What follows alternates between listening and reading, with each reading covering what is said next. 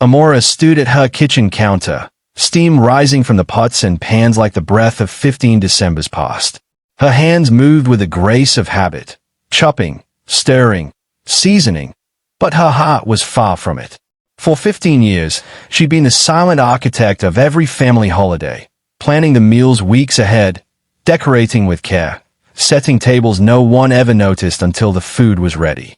Every Christmas, every New Year's Eve, every birthday, it was her touch that turned them into memories others cherished. She was the one who woke up before dawn to defrost the turkey, the one who remembered everyone's food allergies, their favorite sides, and which grandchild needed extra marshmallows in their cocoa. If someone forgot a gift, Amara had a backup wrapped and ready. If a relative arrived unannounced, she had a plate set without question. She made it all look effortless. But it wasn't. Behind her soft smile and warm hugs was a woman growing quietly tired. Year after year, she gave and gave, her name barely mentioned in toasts. No one asked if she needed help. No one noticed when she skipped breakfast to have dinner ready on time. She carried their joy on her back, and they never even saw the weight. She watched them laugh and share stories around the table she set, with dishes she made, in a house she scrubbed to perfection. And still, she felt invisible. Not out of malice. They loved her, surely, but out of comfort. She had become part of the scenery. Expected. Constant. Like the tree in the corner or the lights on the mantel. That Christmas Eve, after placing the last tray in the oven, she sat down in the living room, her apron still on, her hair messy from the rush. The house smelled like cinnamon and roasted garlic. She looked around at the photos on the wall.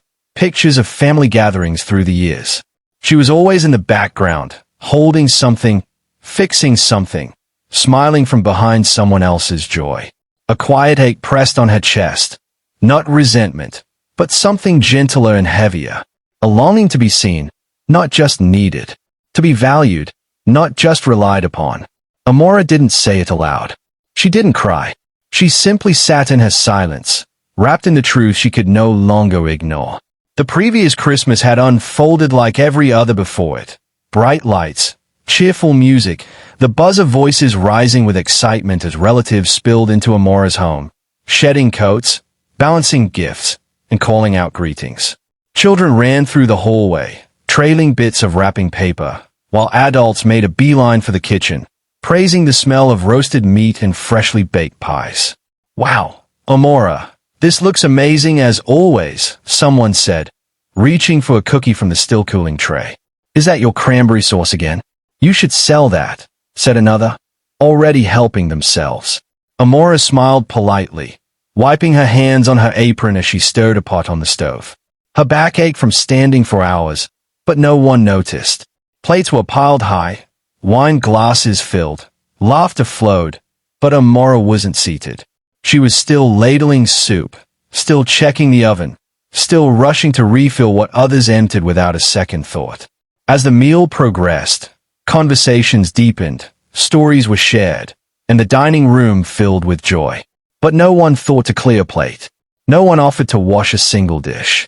Amara moved quietly between rooms, collecting used napkins, wiping spills, fetching missing condiments like a background worker in a production meant to make others feel special.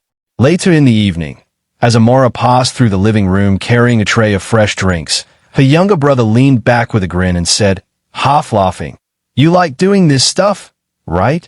You're the only one who's good at it." The word struck her harder than he realized. She paused, the tray still in her hands. Her smile didn't vanish entirely, but it faltered, just enough to betray something cracking inside. "I guess," she said softly, her eyes not quite meeting his. He didn't notice. He had already turned to talk to someone else. That night, after everyone left, the house was quiet, but not peaceful. Dishes towered in the sink, crumbs littered the floor, and the scent of candles and grease lingered in the air. Amara stood alone in the kitchen, surrounded by the aftermath of a celebration she had carried entirely on her own shoulders. And in that moment, the weight of being expected, but never appreciated, settled deep into her bones. She realized something profound. She wasn't seen as a host. She was seen as a service. and her warmth had become something others took for granted, like the heat from a stove they never bothered to thank. 2 weeks before Christmas, Amara was folding laundry when her phone buzzed with a notification. She wiped her hands on a towel and picked it up casually, expecting a question about the holiday menu or a request for her famous meat pie recipe. Instead, she saw a group message blinking on the screen, a thread that included her siblings, a few cousins, and even her parents. The message read, "Hey everyone, just a heads up. We've decided to celebrate without Amara this year. Nothing personal. We just need some calm this Christmas. Hope you understand." That was it. No greeting. No appreciation. No explanation. No mention of the 15 years she had poured herself into every single gathering. Hosting, feeding, fixing, remembering. Just a cold line wrapped in a blanket of false politeness. "We just need some calm." Her eyes scanned the message again, wondering if she had misread it. Her thumb hovered over the screen, heart beginning to pound in a way she hadn't expected. It felt like an eviction from her own legacy. Not a single person in the group responded with surprise or pushback. They all read it and said nothing. She sat down slowly on the edge of the bed, her hands trembling slightly. First came the confusion. Why? What had she done wrong? Then, the sting of betrayal, of being discarded so easily, so publicly, like an appliance finally deemed unnecessary. They hadn't asked how she felt, if she was okay, if she needed help. They had simply removed her. The silence that followed in the chat felt heavier than words. Amara's chest tightened. A familiar ache rose. But this time, it didn't turn into tears. Instead, it settled into something sharper, clearer. She thought of every year she had made their Christmas feel magical, every detail she had remembered without being asked, every moment she had chosen love over rest. And now, they were choosing peace over her presence, as if she were the chaos they needed to escape from. A long breath escaped her lips. For the first time, she didn't respond. Not with anger, not with sadness, just acceptance. They had uninvited her, and in that quiet space where grief usually lived, something unexpected bloomed: freedom. The silence of that message opened a doorway in Amara's mind, and memories began flooding in, uninvited, vivid, and unfiltered. She remembered that Christmas her sister's toddler had thrown a tantrum just as dinner was served. Everyone was too frustrated to deal with it, but Amara had quietly taken the child aside, sat with her on the staircase, and calmed her with stories and songs until the little girl's sobs softened into hiccups. Then she returned to the kitchen, reheated the food, and served it without a word of complaint. Another flash. Her bonus check one year, small, but hard-earned. While her co-workers spent theirs on shoes or weekend getaways, Amara had used hers to buy new silverware, table runners, and holiday candles. She had smiled while placing each item on the table, hoping it would make the evening feel just a little more special for everyone else. One December, she came down with a flu that left her pale and shivering under layers of blankets. But still, she dragged herself out of bed, bundled up, and cooked a full spread. No one noticed her red nose, or the way she paused between tasks to rest her aching legs. They just complimented the turkey and asked for seconds. She thought of how every year, she made sure the children had wrapped gifts, even when their own parents forgot. How she stayed up until 2 a.m. on Christmas Eve finishing handmade cards, adjusting seating arrangements so that no one would feel left out, and refilling bowls of punch that emptied faster than she could refill them. And the others, they arrived laughing, sat comfortably, ate heartily, and left with full bellies and warm memories.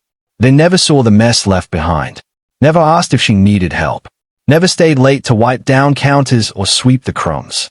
Amara cleaned it all in silence, long after the joy had left the house. She hadn't done it for thanks, not at first. She had done it out of love. But over the years, love had become duty, and duty had become expectation. Her giving had turned into a habit for them, a pattern so ingrained that they didn't see it anymore. They just expected it, like lights on a Christmas tree. And now, as she sat holding their cold message in her hand, all of it came back. 15 years. 15 years of giving. And not once did anyone ask, "Do you need someone to take care of you this year?" Amara stayed at the message for a long time.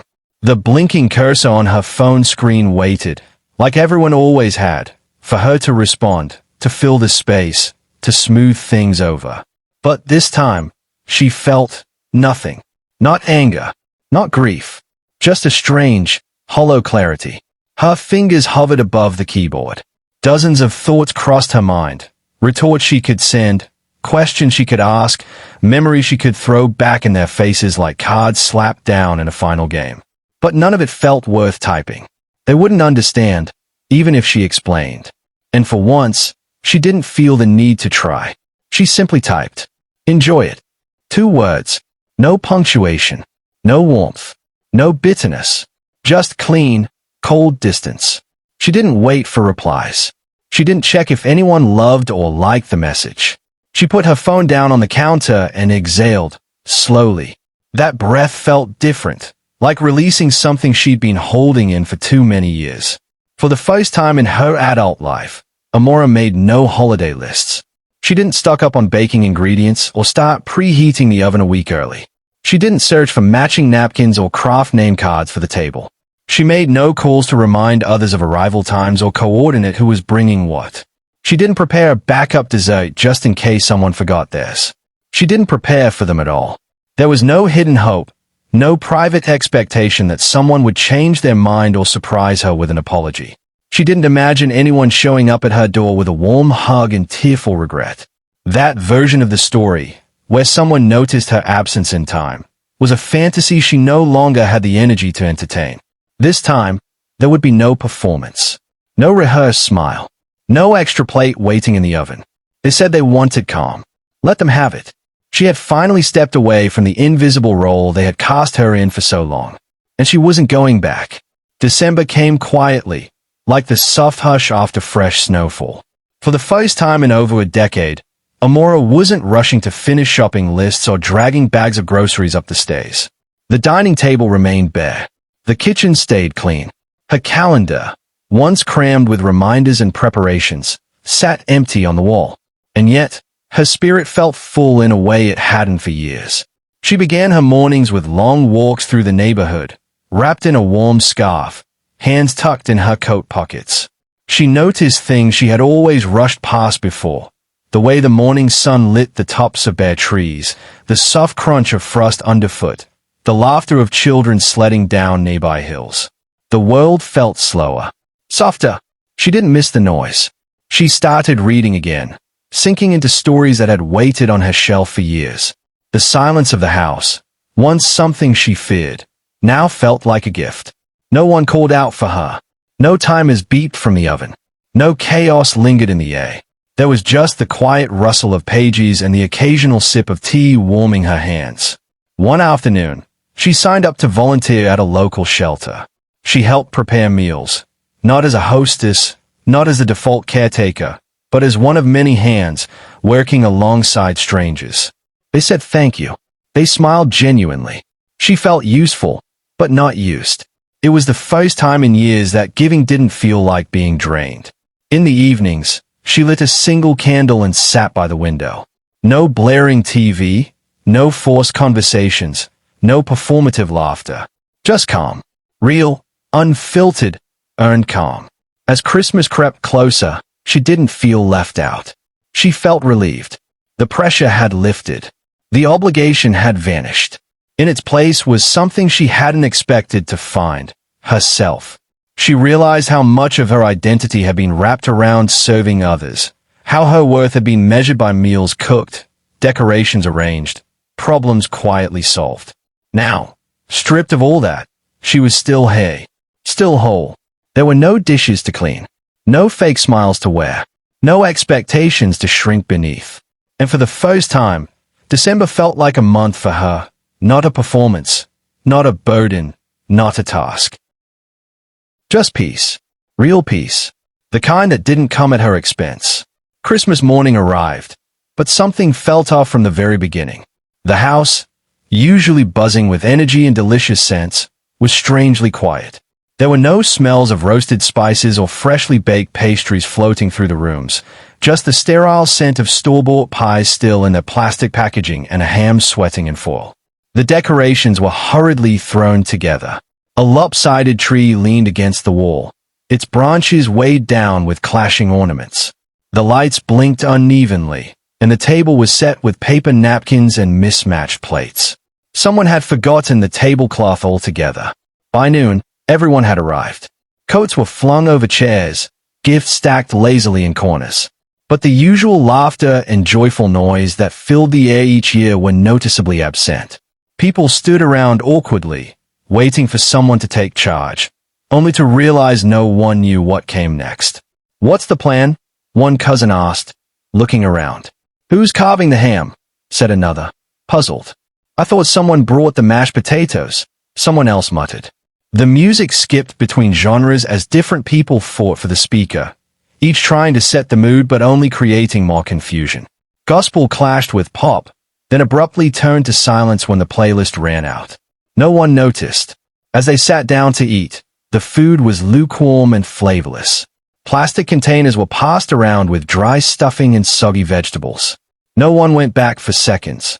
A cousin attempted a toast, but it fell flat. The warmth that used to fill this room wasn't just from the food or the decorations. It was from Amara, her calm presence, her careful planning, her quiet orchestration that made everything feel whole. Without her, the day felt hollow. In the corner, a small voice broke the silence. A child, barely 6, pushed his plate away and said softly, "I miss Auntie's food." Heads turned, and a hush fell over the table.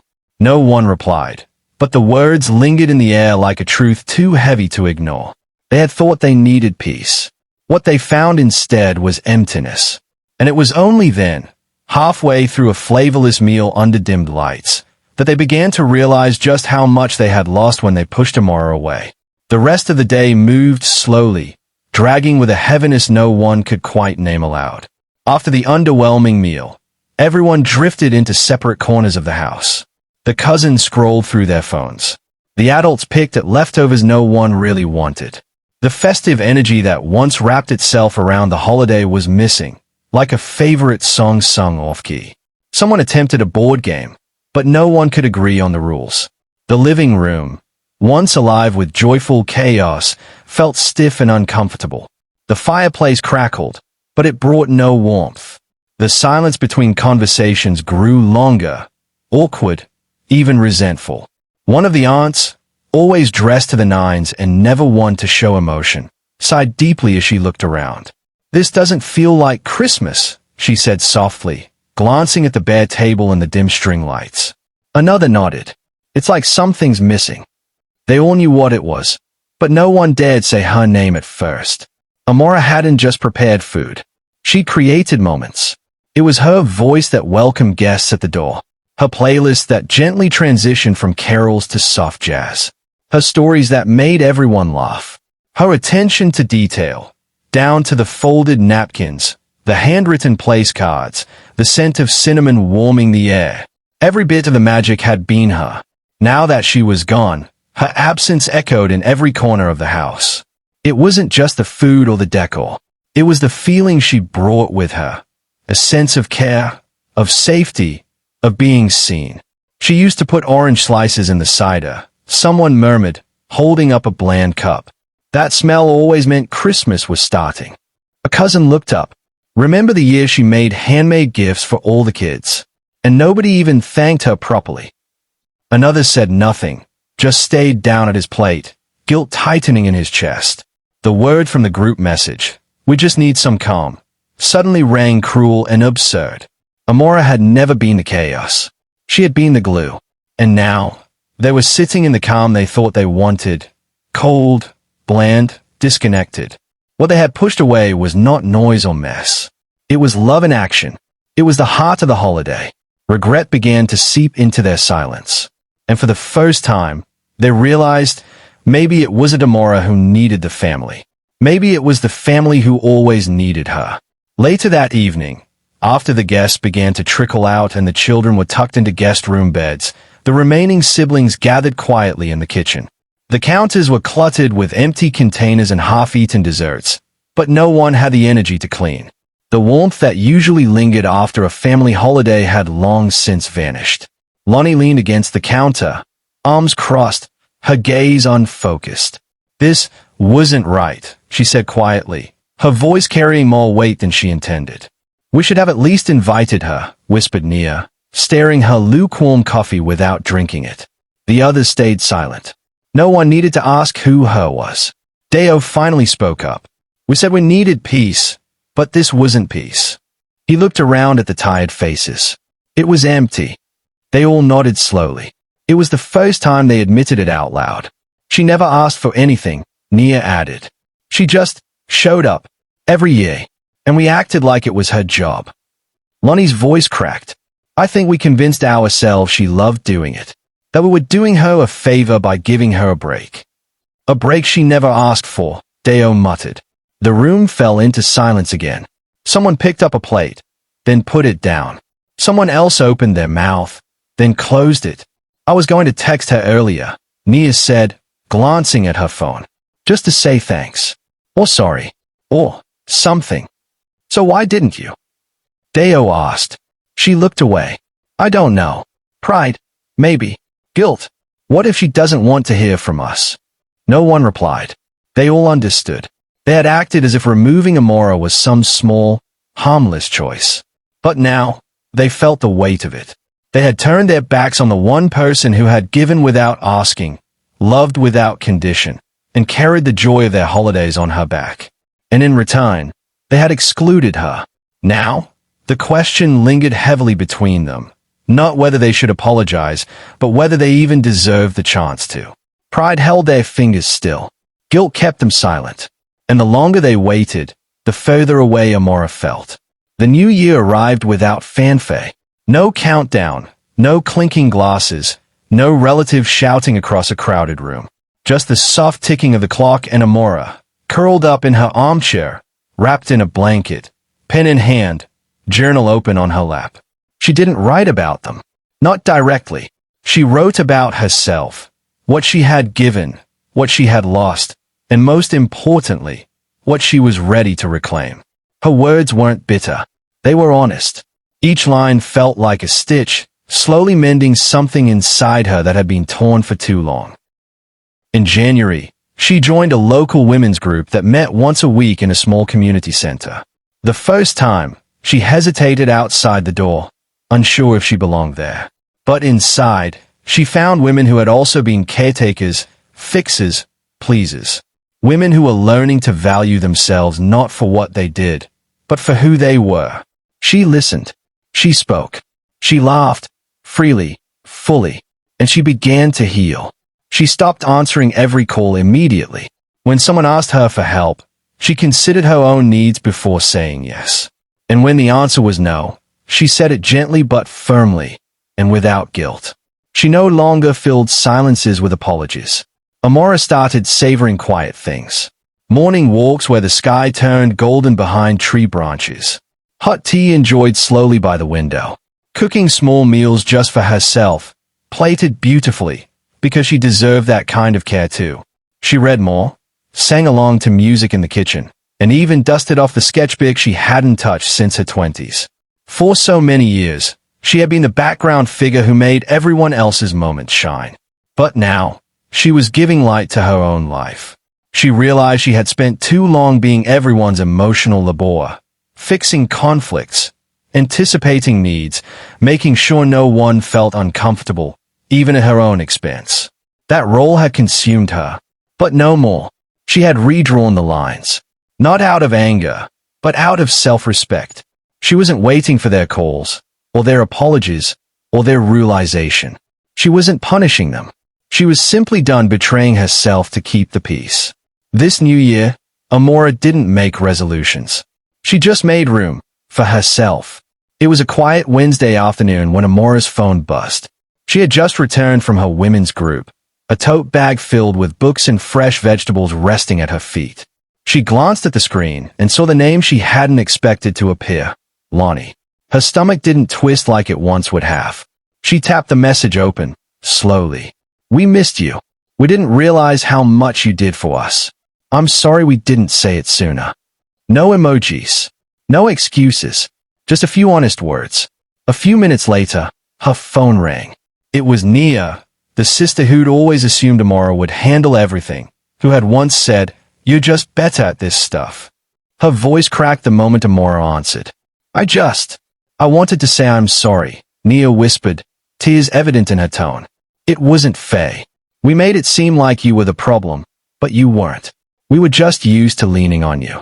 Amara sat down at her kitchen table, the warm light of afternoon sun spilling across her journal and tea mug. She listened, quietly. She heard the sincerity in her sister's voice, and also the guilt. The recognition. The late arrival of a truth she had carried alone for years. When Nia finished speaking, Amara replied gently, "Thank you. That means more than you know." There was a pause, a hopeful silence on the other end of the call. But Amara continued, calm and steady. "I forgive you. But I'm no longer available for half-hearted appreciation. If I'm part of this family, I want to be treated like more than just the one who fixes everything." She wasn't angry. She was simply done being invisible. Nia didn't argue. She only whispered, "I understand." Amara didn't hang up with a promise to host next time or to come by soon. She didn't agree to anything. She had no obligation to fill the silence anymore. She offered kindness, but held her boundaries. They had finally reached out. But now, the difference was clear. She wasn't waiting for their approval. She had found her peace without them. The aroma of roasted vegetables and fresh thyme filled the air, swirling gently with the melody of soft jazz playing from the corner speaker. The kitchen glowed in the golden light of early evening, shadows dancing on the walls as Amara moved gracefully between stove and counter, barefoot, relaxed, her favorite apron tied loosely around her waist. She wasn't rushing.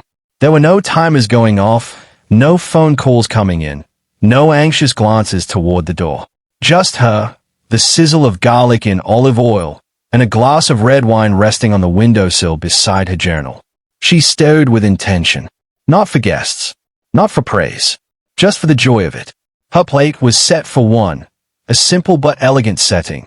A cloth napkin, polished cutlery, a single candle flickering beside a bowl of soup and a small plate of grilled fish and greens. She placed her food down, poured herself another half glass of wine, and sat in silence. Not the kind of silence that used to sting. This one was comforting, earned, freeing. She took a bite, closed her eyes, and smiled. This peace wasn't something she had to fight for anymore. It had taken years of quiet sacrifice, a storm of unspoken disappointments, and finally, the courage to say enough. And now, in this small, gentle moment, she realized something deeply sacred. She had given so much of herself away for so long. She had forgotten how whole she could feel when she gave even a fraction of that back, to herself. Later that night, Amara picked up her journal, flipped to a fresh page, and began to write. Her handwriting flowed freely, like her thoughts had been waiting for this moment. Final entry. They asked for peace. They thought it meant losing me. But peace didn't mean silence or distance or pushing me away. It meant I stopped sacrificing myself to make others comfortable. It meant I stopped proving my worth through exhaustion. They thought I was the noise. But I was the light, the glue, the warmth. They threw that away. And now, I've found peace, not in being chosen, but in choosing myself. Peace, it turns out, is not the absence of others. It's the presence of me. She closed the journal with a gentle hand, leaned back in her chair, and let herself breathe. For the first time in a long time, she felt powerful. Not because she'd been seen, but because she had finally seen herself.